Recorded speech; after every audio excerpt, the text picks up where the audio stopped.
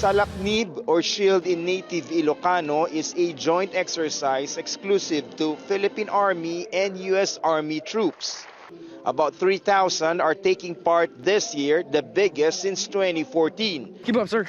From internal security like combating terrorists and other lawless groups, this army-to-army exercise now gradually shifting to territorial defense. While the Navy and Air Force are deemed the country's frontliners in confronting threats of an invasion, the Army accordingly will be the nation's last line of defense.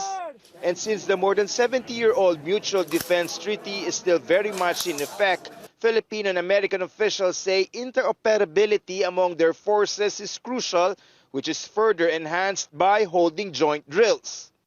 Over the next few weeks, you will work side by side, learning from each other not only how to best fight together, but how to understand one another.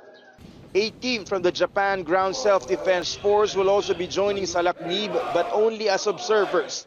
A similar role they have taken since participating in the annual Balikatan War Games, also set to begin next month.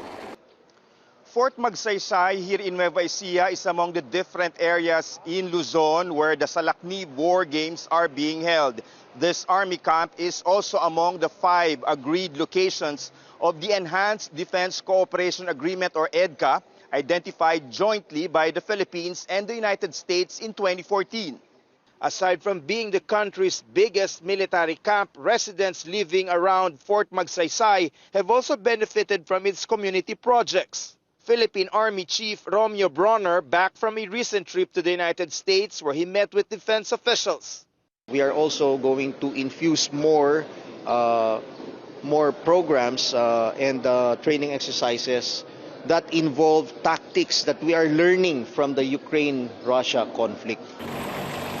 Bronner says the shift in training programs may include lessons learned from the war in Ukraine. Dahil yung mga Ukrainians, no, even yung mga civilians mismo, sila mismo ang nagtatanggol sa kanilang bayan. And this is what we want to happen here also in the Philippines.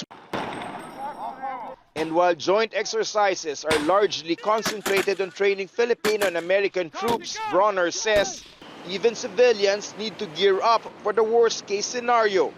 From Nueva Ecija, David Santos, CNN Philippines.